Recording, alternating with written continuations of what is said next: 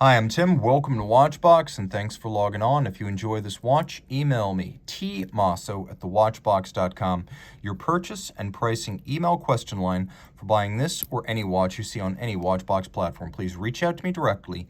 Email tmosso@thewatchbox.com for pricing. Back in the early 1950s, Rolex launched a travel and aviation-themed rotating bezel timing watch called the Turn-O-Graph. By the late 1950s, the Turn-O-Graph, retaining its rotating bezel, had become part of the Datejust model line, and it had gained a new nickname, the Thunderbird, as it was one of the few Rolex watches ever used as U.S. military service issue by the Thunderbirds, the Air Force's answer to the Blue Angels of the Navy. So, the aerobatic squadron lending its name Thunderbird to this rotating bezel sports watch. All right, what do we have here? Well, we have a later version of the Turn-O-Graph, again from the Datejust model line. This one was discontinued after 2010 or 2011. It had a relatively short run, as you see it here, between 2005 and that discontinuation date. The watch is fundamentally 904L stainless steel with a gray gold, 18-karat white gold rotating bezel that is bidirectional. The timepiece is 36 millimeters in diameter, 11.8 millimeters thick. From lug tip to lug tip, it measures 44.3 millimeters, and if we include the end links of what is described in period as the Super Jubilee, it is 45.5 millimeters total distance across the wrist with a 20 millimeter spacing between the lugs. So on my wrist, which is 16 centimeters in circumference, it wears beautifully. It is very short across the wrist, and I could recommend it for a wrist as small as 13 centimeters circumference. Well, 36 millimeters was considered a man's size back in the 50s when the Thunderbirds rocked these things. Reality is today, 36 millimeters is a nice, friendly, unisex size. A man can wear this, a lady can wear this, even a child could pull it off. It's not that large, but it has a lot of character.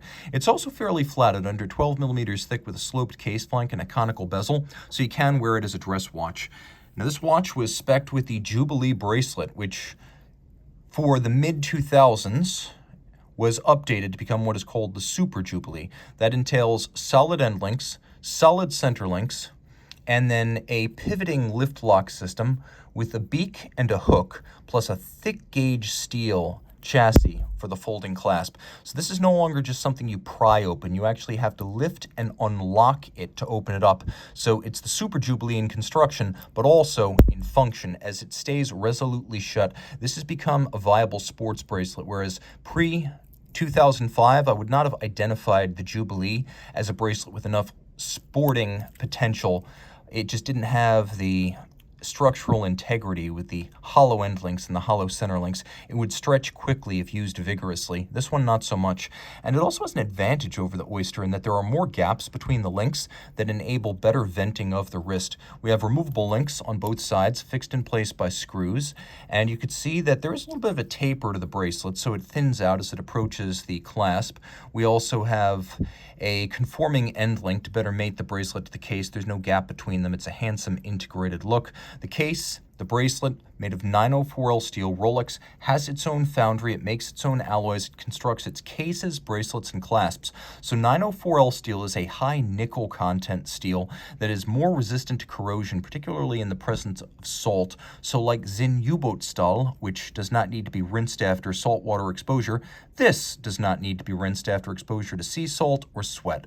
Now, the bezel is made of what's called gray gold in the industry. It's an 18-karat white gold alloy that's white all the way through and never needs to be rhodium plated. Here we have a twin lock crown in steel, and you know that because it has that little slash on it. So screw down crown, screwed in Oyster style case back, 100 meters water resistant, because this is an aviator's or traveler's style bezel. It's not used for timing a dive. It is bidirectional. You can turn it in whatever distance and whatever direction is more conducive to quick settings. So if the bezel's here, you can turn it right back.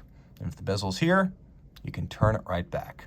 Easy to do, easy to align with the minutes hand. It's convenient for timing. Now, I set the date to an even number, so you can see this is not a roulette date wheel. It is a red on white date wheel, and every single numeral, whether even or odd, is red here. So it gives you a splash of color. Now, we also have a red varnished seconds hand at center, and then you can see Turn-O-Graph has been inked in red on this matte black dial, and it is matte black. It's not like the glossy black you see on Submariners and Daytonas and Sea Dwellers. This is matte black, anti-reflective with dramatically faceted applique white gold indices. And you can see that they have facets that are both satinated and polished for contrast. So white gold crown, white gold hands, white gold indices. The point of using gold is that over time, even if a little moisture gets in the case, these features will not tarnish, fade, cloud, or oxidize. We'll do a lume shot right here. It is a sports watch after all. Shock resistant, anti-magnetic, water resistant, and well lumed. Now the watch uses caliber 3135, which is a Rolex manufacturer automatic. It gives you features like the quick set date we saw before and hacking or stop seconds. It is a bi-directional winder with a COSC chronometer certification with 5-position adjustment. It pivots on 31 joules. It beats 8 times per second.